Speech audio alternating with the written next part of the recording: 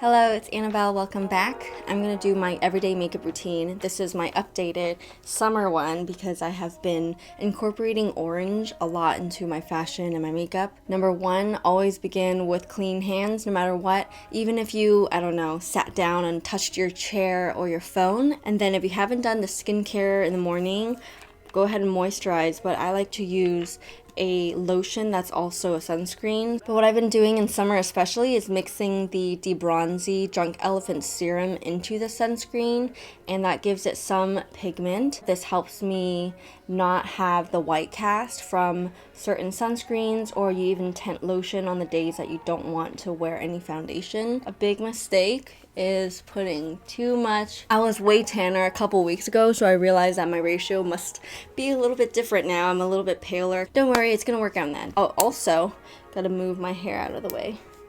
Now that my virgin hair is growing out, it's super silky, so I have to use 2 clips. Also, my lips are quite dry, and in the beginning of my routine, I'm gonna put some lip oil on. Lip balm also works, but this has been gifted to me and I've been trying this out. It's by Clarins. It's called Instant Light Lip Comfort Oil. I picked the Tangerine shade, which is really fitting, and what I like is that this is a lip gloss but also meant to really nourish your lips, so it has 3 plant oils. It doesn't leave your lips very sticky like the Glossier lip glosses. I really love the applicator too, and I'm not going to apply too much, but this is a really great base layer.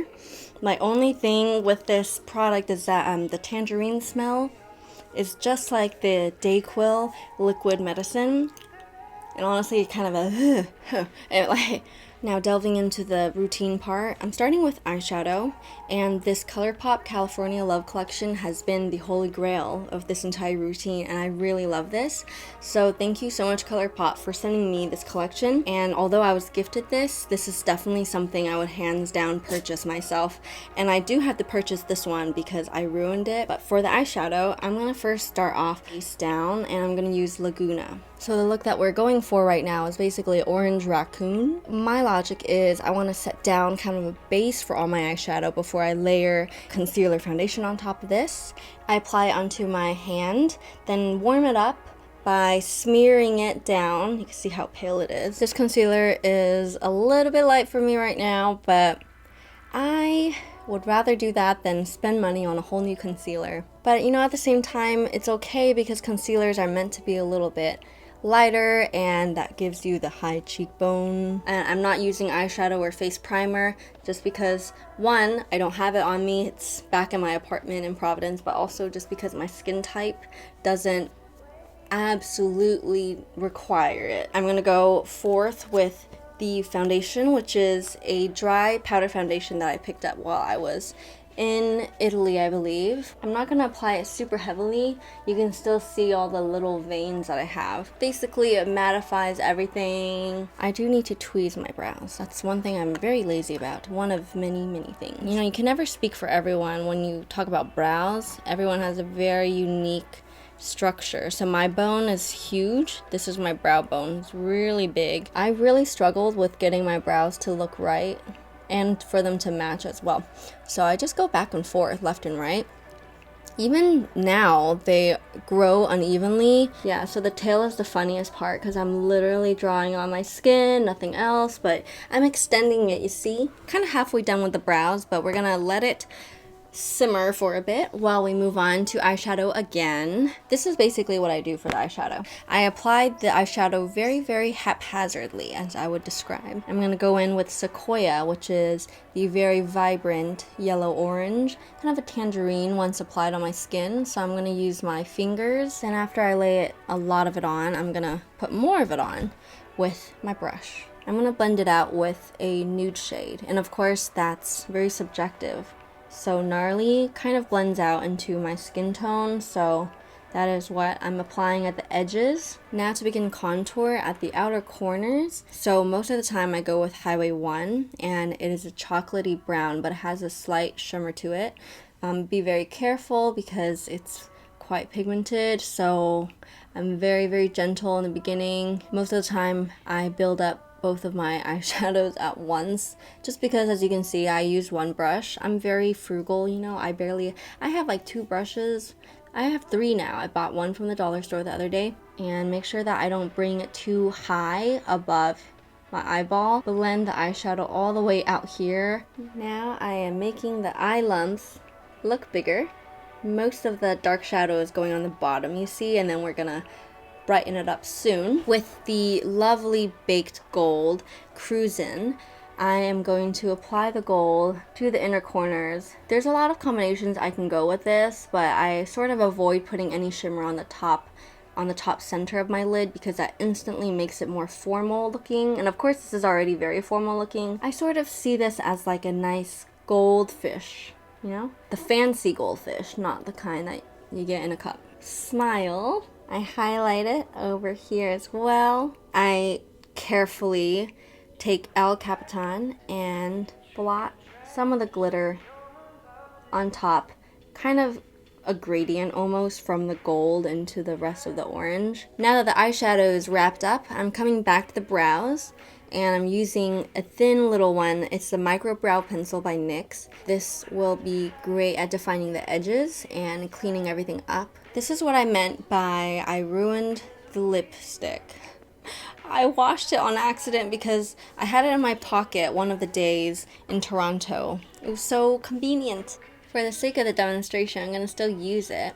Right now I still have the lip oil underneath here, so it applies a lot smoother and it feels more comfortable as compared to directly on my lips. It's going to dry out a lot faster. Formulation is meant to feel like or look like a soft blotted lip, but it's cool because after 10 or so minutes it still dries into a really thin layer that's completely matte. I'm going to go ahead and order another one online because I also use it as my blush.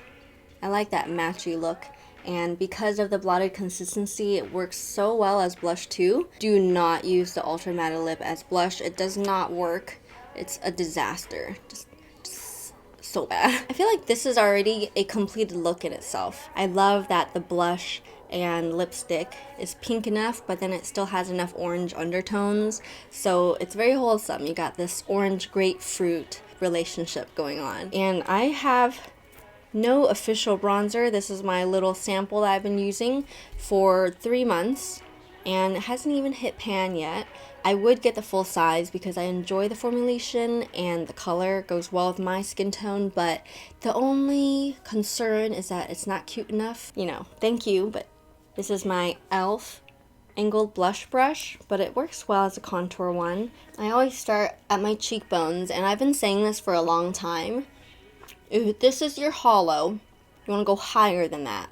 It just makes your cheekbones seem more lifted, I guess. Instead of going over here, I like to go up here. But I also like to contour right here.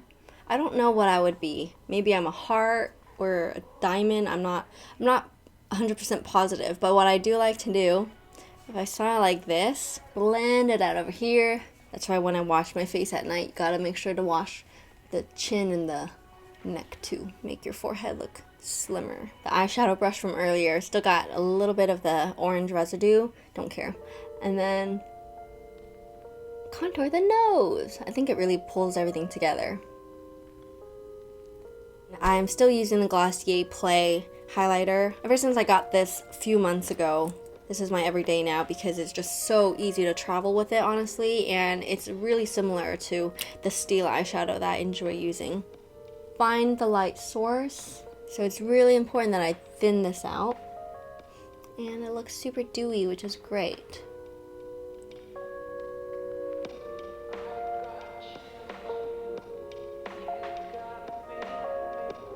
I really like it on the inner corners. It bridges in the gold shimmer, so it's like a crazy gradient now. Really cool. So close to being done now. The last things are mascara and eyeliner. And I made a terrible mistake once of doing eyeliner first. And why that is bad is because the specific product I use gets all over my uncurled lashes and it ruins the lashes completely for me. Everybody always has questions about this tiny little Shiseido eyelash curler. And no, it does not hurt. It looks really scary or something like that. On my Asian eyes, it's helpful to reach the actual root of the eyelashes. I don't have the thickest lashes, but they're decently long. Not gonna complain. I'm gonna apply the ColourPop mascara. It is a dark brown, which goes so well with the color of my eyes and the rest of the look. The one thing I hate about this brush is that it always leaves a huge clump of product right on the top, and sometimes it really messes me up. I was complaining about that lumpy tip of it, but I use it to my advantage because you can apply it to the bottom lashes. I like that even though you keep on layering, it doesn't clump any of them together. It's still... Very last thing now is eyeliner, and this is liquid eyeliner, but it's not in a pen, and it's super important that it's not, because when I have this much eyeshadow on, it will ruin the pen.